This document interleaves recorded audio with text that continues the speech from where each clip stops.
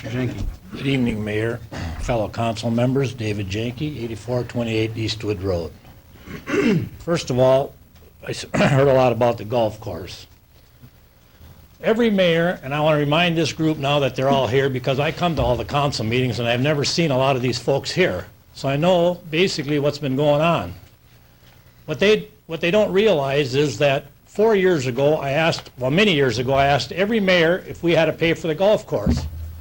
Nope, you'll never have to pay a penny for the golf course.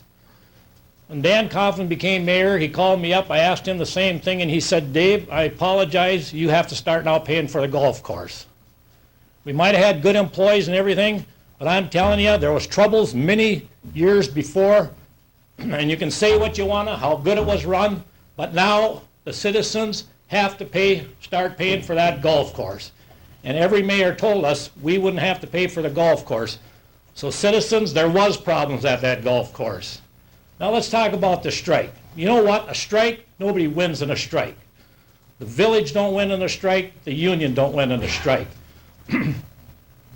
I was a union steward, and I used to tell the BA, should we be out on the street or shouldn't we? Are we going to win this thing or aren't we going to?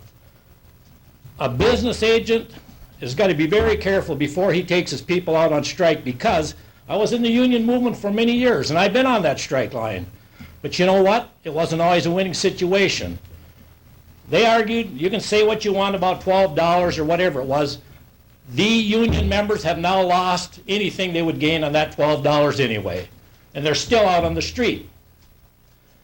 The air controllers, the union took them out on strike.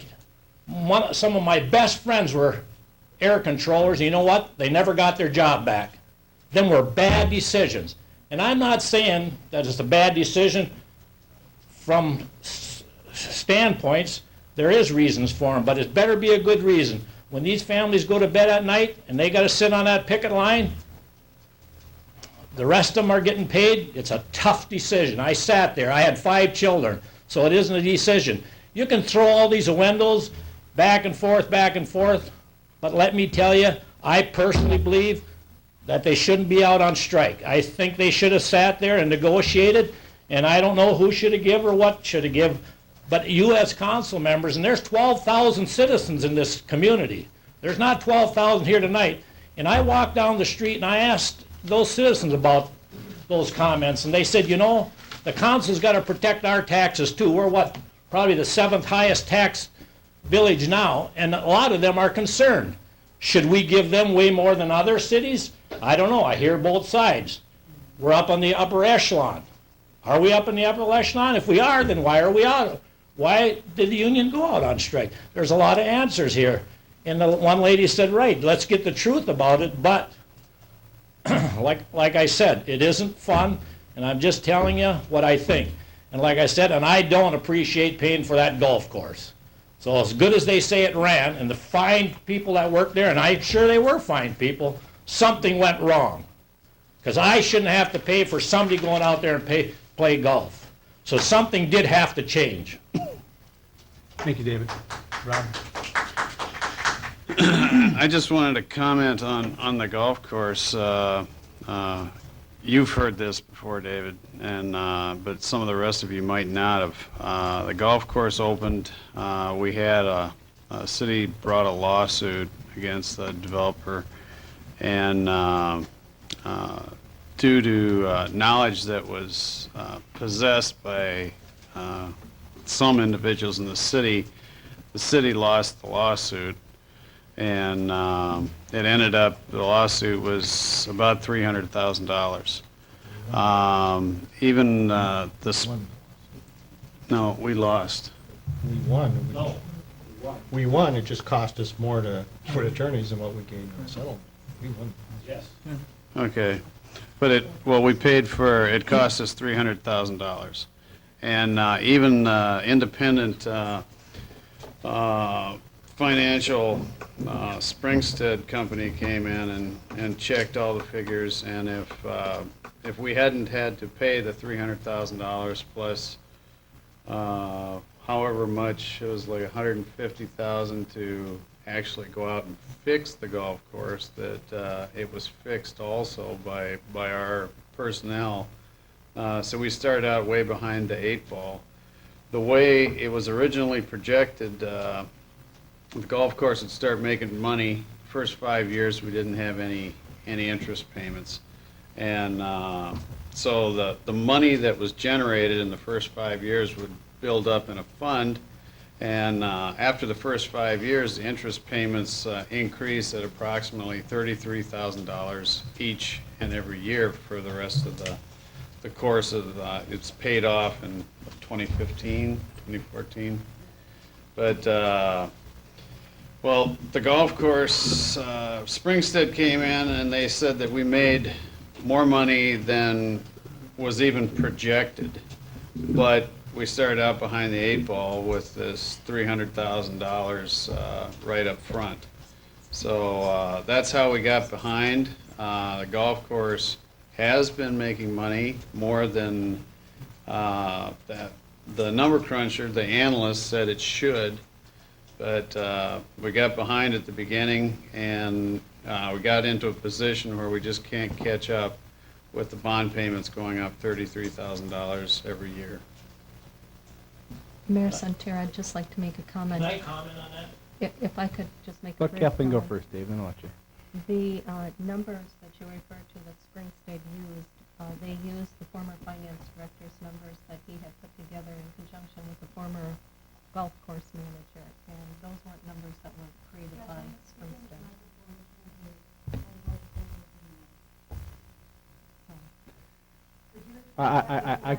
I can repeat for you, Peg.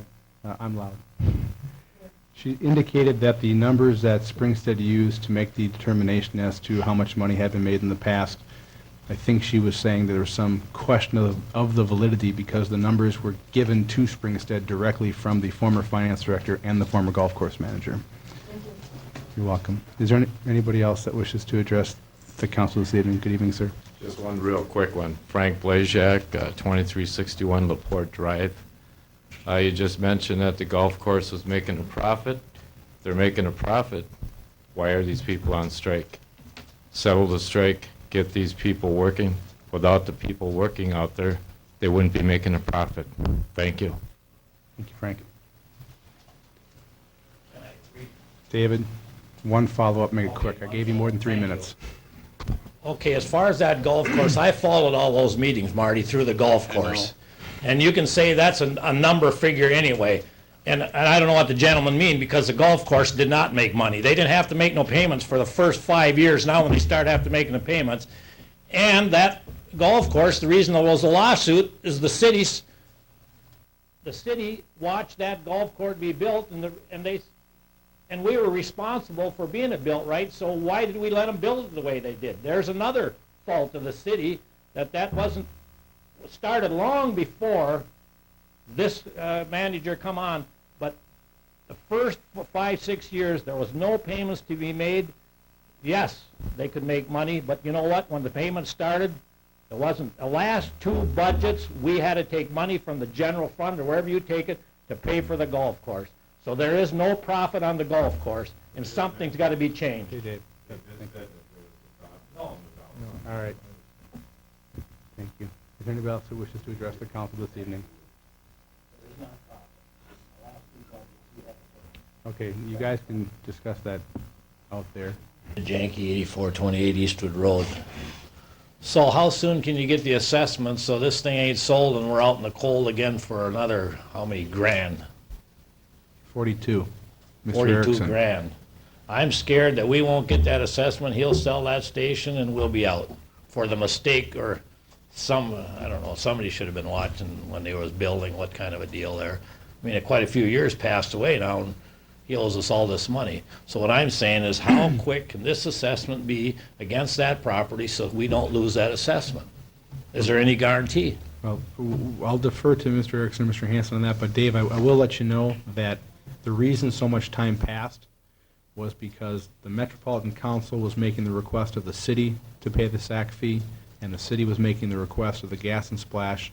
We weren't paying the Metropolitan Council because we didn't receive payment, and until the Metropolitan Council basically, held our feet to the flame and said, pay now, did go unpaid. And we're remedying the problem as shortly after we had to make the payment as possible. But you're right, as a result of the Gas and Splash's inability to make payment during that course of time, that's why it did extend out as long as it did.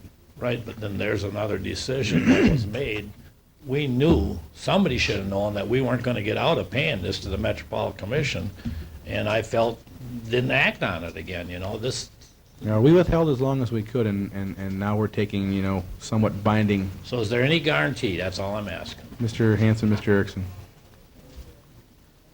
Last week, I believe it was, Mr. Erickson did have a telephone conversation with one of the loan officials that was working on the sale of the property and informed that person that there was the pending special assessment. And given the fact that the mortgage people, loan people, whoever it is, are aware of it, it is, I think, next to impossible that the sale could go through without the buyer, whoever that might be, being aware of the pending assessment. And that being the case, I think there again is a very good chance that we will collect on it, probably at closing. If I could add something to the conversation, whether or not the city collects the fee, if and when the business is sold, once this is certified to the taxes, that's all the guarantee you need. It will be paid. I think that the city, has exercised great patience with this property owner in trying to collect the fee and allowed the property owner the opportunity to try and appeal the decision to Met Council, affording the property owner every opportunity to do so. I don't think it's an act of the city just missing something. I think we tried to give the property owner a chance to resolve this with Met Council. The fee was paid this year, I believe that was in February, and at that point made efforts to collect, and here we are. We are collecting the fee, whether that's paid prior to the certification actually occurring, or maybe that's paid in annual installments. We will be paid. We will be paid with interest regardless, and I did have an opportunity to speak with the proposed purchasers of the station.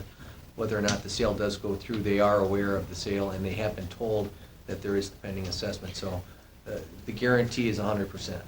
Okay, last question for you guys on this, and then we'll take any other public comment.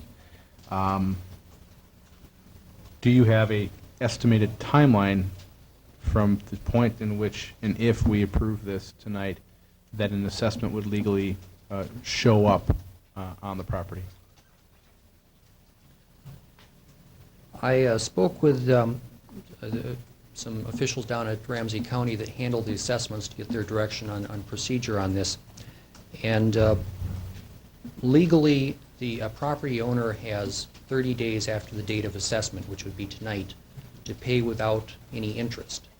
And so Ramsey County doesn't want to hear from us even until that 30 days is passed.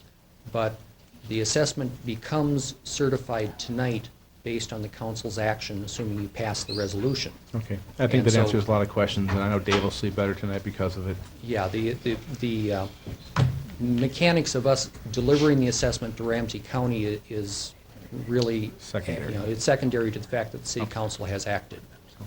Are there any other residents that wish to speak to this issue this evening? Council, anything further, or is there a motion? Mr. Mayor, I make approval of Resolution 5760, certifying a special assessment